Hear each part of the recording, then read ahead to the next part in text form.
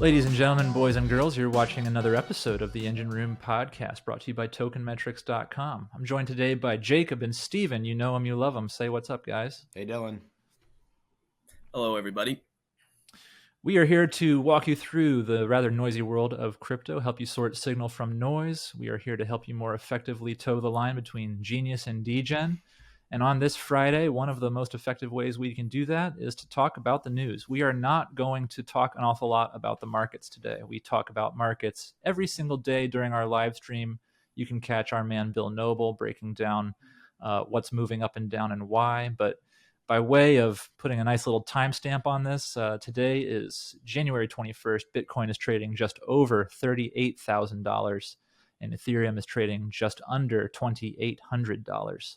But you don't need us to talk to you about doom and gloom in the markets. We actually found a little bit of good news in the crypto news cycle at large. So in this episode of the podcast, we're going to talk about Sunday Swap. We're going to talk about an Australian DAO that's getting off its feet as part of a larger initiative to get Australia up to speed with crypto. And then we're going to talk about an NFT project called Classic Doge. So gentlemen, let's talk a little bit about Sunday Swap. I actually didn't know what Sunday Swap was until we started recording. Who wants to put it out there for our audience what this is all about? Yeah, I can. So this is some gloomy news. I know we said we weren't going to talk about it, but one sad news.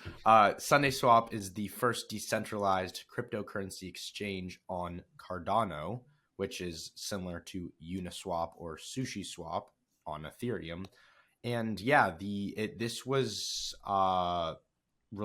went live yesterday, Thursday, January 20th, and it was off to a rocky start.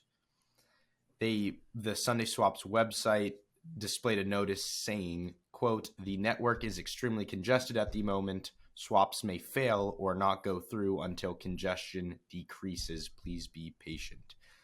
So this was kind of a big thing for Cardano, because Cardano has been kind of hailed as not doing much. It has a great leader. It has great peer-reviewed blockchain. It has a great foundation, but not much has been built on it. There's not many dApps. So this was kind of the holy grail. This was what was gonna get Cardano back into the game. And Cardano, the ADA token actually went up 40% just based on this news that Sunday Swap was going to go live. And of course, it was congested. There was a lot of people trying to use it, and people just could not get their tokens. Yes, and this does happen to a lot of blockchains. This happened to Solana last year. I remember that it got clogged and was not functional. Polygon about a month ago also got clogged because one developer who made a dApp, it was a game relating to farming. It clogged the whole Polygon network because they just coded it incorrectly and they were sending way too much data to the actual mainnet network. So now this for Cardano is a little strange because Cardano is one of the coins that is very overwhelmed with retail investors buying it. And all of these investors are buying with the hopes that Cardano is going to be an ETH killer.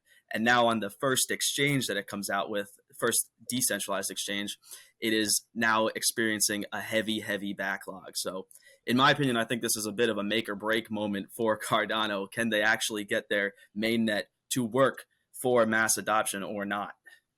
Yeah, Cardano was hip for a long time, and then it seems over the past few months, it seems like a number of people were just so happy to take a dump on it as it slid from, I don't remember exactly the all-time high, $3 and change.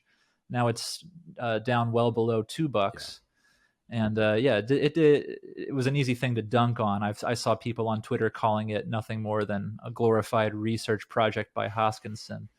So if the Cardano flavored Uniswap can't really get started, then it seems to spell a little bit of trouble. Anyway, hearts go out to you, Cardano investors. Tomorrow is another day.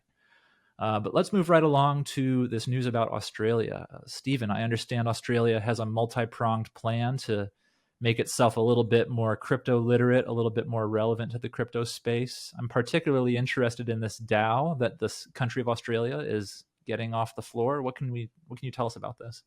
Yes, this is one of the news stories that was quite difficult to find today that wasn't doom and gloom about the charts.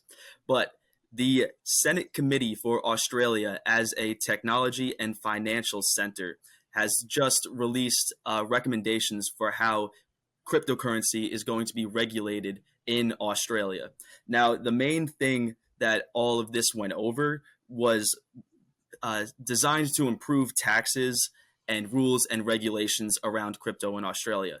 But the most notable thing about it is that the Australian government is incorporating a DAO into its own legislation. Now, how this is exactly going to work is still unclear, but they are willing to use this budding technology within an actual nation state's laws and way of organizing. So that is very notable and interesting. Yeah, so I do want to point out that this is specifically in the corporate law. So this would be a DAO to regulate, introduce rules, introduce DeFi into corporations. And I also, from reading that article, it seems that changing the corporation laws in Australia is infamously super hard. So the odds that a DAO gets introduced into the corporate law is very unlikely, but it is super cool, and I'm fascinated to see what happens if it actually does get approved. Yeah, it seems like we're only going to see more and more from DAOs in general throughout this year. So exciting to see this happen at the national level.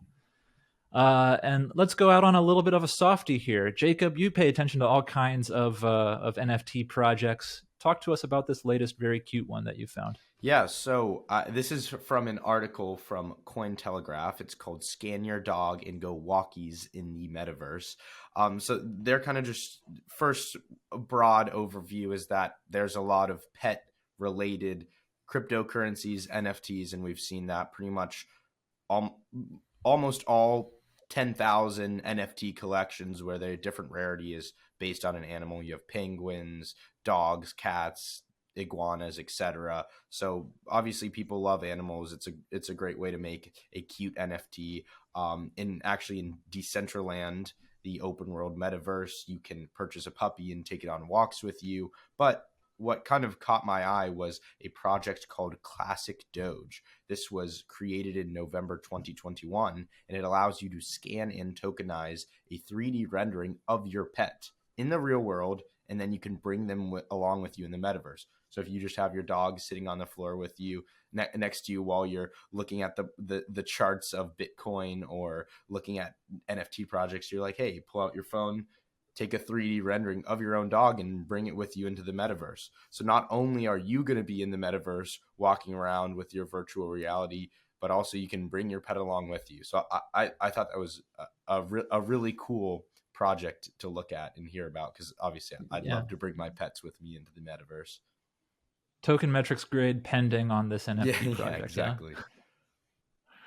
All right, guys. Well, I think we'll wrap it up there. I want to thank Stephen and Jacob for helping us pick through not the happiest of news days, but still we found a couple hidden gems of things worth smiling about today. For all you out there holding heavy bags, hang in there. We're thinking about you.